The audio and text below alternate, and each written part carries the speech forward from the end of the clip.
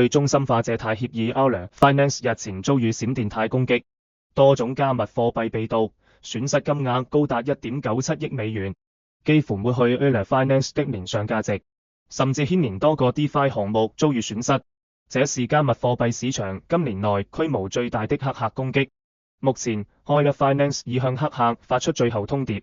要求黑客在24小時內歸還90%的失竊資金，否則將面臨嚴重的法律後果。根據安全公司 PassShield Elliptic 的說法，部分被盜資金已被轉移到運幣器 Tornado Cash 進行兌換，以掩飾資金流向進行洗錢。與此同時 Euler Finance 也正試圖與黑客進行談判，表示願意分享10%的被盜資金以換回大部分被盜資產。該團隊先後在鏈上向黑客發布2則訊息溝通。目前 Euler 計劃懸賞100萬美元，以徵集能逮捕黑客，並讓黑客歸還所有資金的線索。Euler Finance 背後的公司 Euler Labs 表示，目前正與英美兩國的執法部門、區塊鏈分析公司 Chainalysis、TRM Labs 以及以太坊社群合作，以幫助追蹤黑客以追回被盜資金。至於在這次攻擊事件中被利用的漏洞，Euler Finance 團隊則解釋說，對智能合約進行外部審計時並未發現該漏洞，意味住該漏洞在鏈上至少存在了8個月，直到3月13日才被利用。那麼黑客是如何攻擊 Euler 的？目前哪些協議受到了影響？此次攻擊事件的根本原因在於涉及用戶資金的關鍵函數缺少流動性檢查，並與動態更新折扣的清算機制構成了套利空間，導致攻擊者無需抵押或償還債務即可套取大量的抵押品。從技術上看，本次事件涉及多個攻擊交易，每個交易涉及不同的詞，但是根本原因是項目方添加 Donate to Research 業務邏輯函數時沒有詳細去考慮業務邏輯嚴謹性，導致添加邏輯函數後多種業務邏輯交織，出現業務邏輯校驗漏洞。因此在開發智能合約時應當注意以下事項：一、添加新的業務邏輯功能時應考慮整個業務邏輯的嚴謹性；二、項目上線前需要向第三方專業的審計團隊尋求技術幫助。此次 Euler 的攻擊事件波及面較嚴，影響了11個 DeFi 協議。#Connect 的用戶嘗試提取資金受影響，用戶處於無法提款的狀態。#即將關閉 Connect， 所有的工程資源都將投入構建2層隱私協議 Nova 下一版本將支持默認隱私的全編程智能合約。EOS Protocol 已關閉主網借貸相關操作，目前 EOS 已經下架應用程序，並在官網 UI 中關閉借貸入口。Balancer 約1190萬美元從 BBEUSD 流動性池中被發送給 Euler， 了該流動性池 TVL 的 65%。BBEUSD 也被傳入了其他4個流動性池 WSTF、BBEUSD、IETH、BBEUSD、Tempo、BBEUSD， 所有其他的 Balancer 流動性池都是安全的。Swissborg攻擊事件後，他們迅速借出了4752枚 CBETH 以減少損失，但仍滯留和損失了大約 1617.23 ETH， 僅該計劃認購總資產的 2.27% 和將近170萬 USDT 認購該計劃總資產的 29.52%。 Swissborg 稱，為防止這樣的情況，已在多年前就做了很多準備，包括風險管理程序，因此損失的程度很少。Swissborg 將承擔在該事件中發生的所有損失，用戶不會因此而遭受任何損失。IDODAO 根據3月13日的以太坊和歐元價格，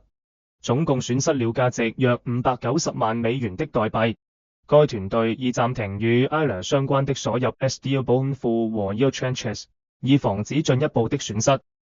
Ango 可能已經損失了價值超過1700萬美元的美元代幣，可能導致與歐元掛鈎的 GEUR 穩定幣抵押不足。該團隊仍在調查並試圖準備一份詳細的資產負債表。該團隊表示 GEUR 的所有鑄造和贖回目前已暫停，但借款人仍可以正常償還協議債務。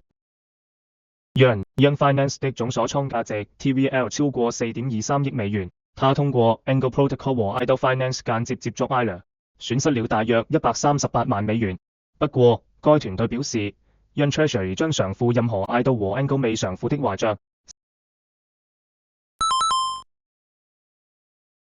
事件一出，輿論紛紛表達出對區塊鏈安全審計公司的不信任。這樣實力雄厚、有能力找6家安全公司為自己進行審計的項目，居然也能出現損失上億美元的漏洞。然而，6家審計公司真的都無視了 Euler 的漏洞嗎？其實，除了對本次事件負有主要責任的 Sherlock，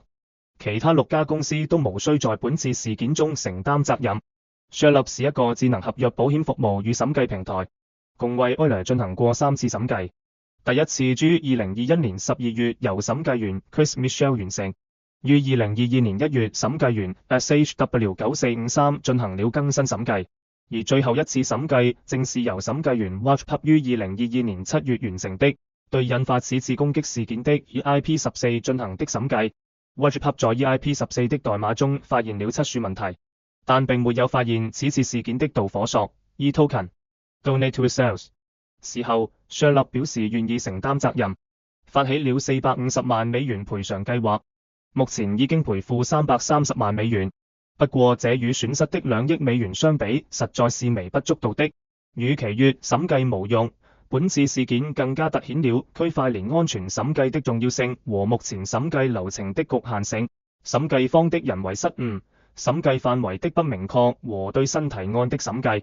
是目前影響審計有效性的主要因素。對本次事件負有主要責任的 Sherlock 其實已經認識到了這些問題，只是巨額資產損失的後果已經造成。